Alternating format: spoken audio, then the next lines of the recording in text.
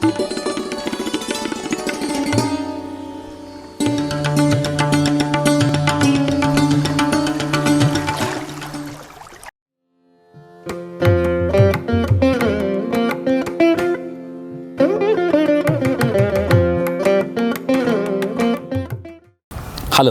and welcome to the 5th episode in our series on bipolar disorder.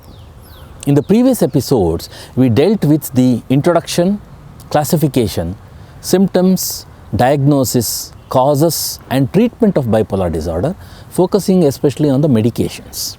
In this episode, we will ask our expert questions regarding the psychological approaches in treatment of bipolar disorder. Come, let us meet our expert.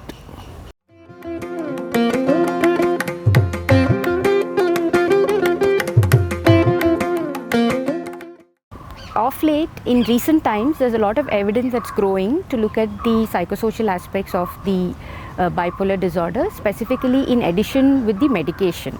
So we are talking about medication taking care of the biochemical aspects of the brain, but the psychosocial functioning is something that may or may not be taken care by the medication. Henceforth, the psychosocial intervention would be one of the methods to look at train the patients with bipolar so that their functioning can become better and they're more aware of what their illness is and how can they improve their overall quality of life, in addition to awareness of their illness per se.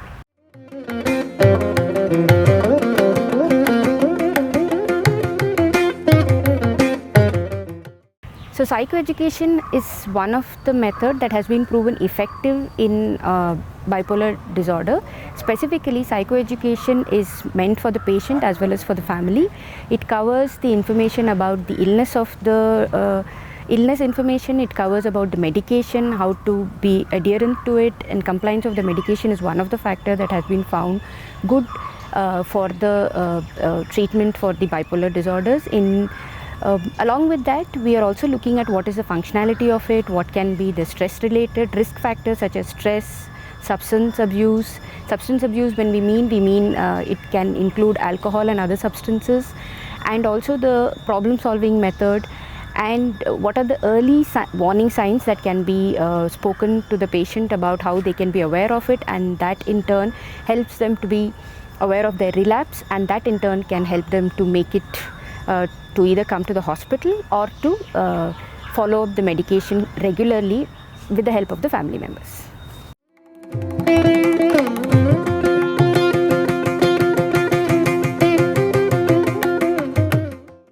So cognitive behavior therapy, also known as popularly CBT, it works on two aspects. One is the behavioral aspect of the patient, the other one is the cognition. So cognition, what we mean by that is the thoughts that are related, and thoughts may or may not be adequate in terms of how they process the information. Sometimes the cognitive errors, for example, we only think of only the negative things, we only think of the dark side of it, we only maximize our difficulties and minimize our strengths. So these are some of the errors, what we call it as a cognitive errors. So by using a cognitive behavior therapy, we are looking at how can you restructure those thoughts, which in turn can help in mood changes, and that can help in the functionality.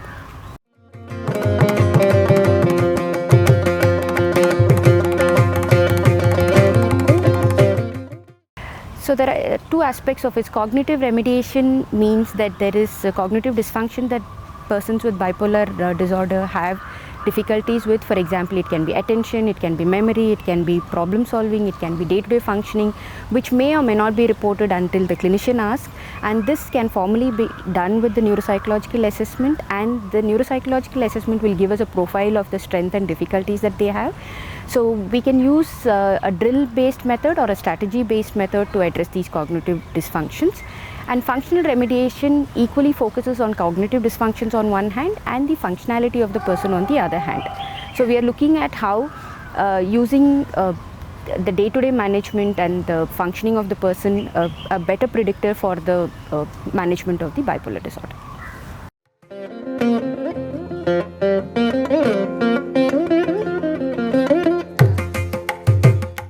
So none of these methods can be effective with the person alone. It needs to be always with the help of the patient, and with the help of the patient, with the help of the family, and family plays a very important role in bipolar disorders. And family education or the family therapy is found to also have evidence-based, we have research which speaks about how the family therapy helps.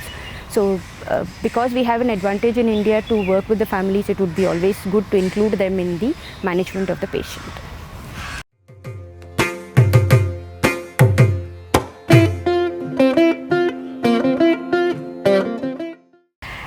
Interpersonal social rhythm therapy. So there is an IPT, which is interpersonal therapy. The other one is a social rhythm aspects of it. So we are talking about social rhythm, which comes in the way of the persons with bipolar disorder. So it could also mean psychosocial dysfunction. For example, it could be a sleep-wake disturbances that they have. It could also mean that there's a stress which comes in the way, because of which their social rhythm disrupts. These can be monitored with the these can be monitored, but in addition to that, the interpersonal conflicts, the interpersonal roles that they have, and a loss of a healthy self that they undergo, it's something which is very difficult for them. So along with the social rhythms, we can look at how we can work with the interpersonal aspects of the family, of the person and the family, to make it a comprehensive treatment for the persons with bipolar disorder. This concludes the 5th episode in our series on bipolar disorder. This episode dealt in detail about the psychological approaches involved in treating bipolar patients, including psychoeducation, cognitive therapy, behavioral therapy, cognitive and functional remediation, family therapy, etc. We'll be back with our next episode. Namaste.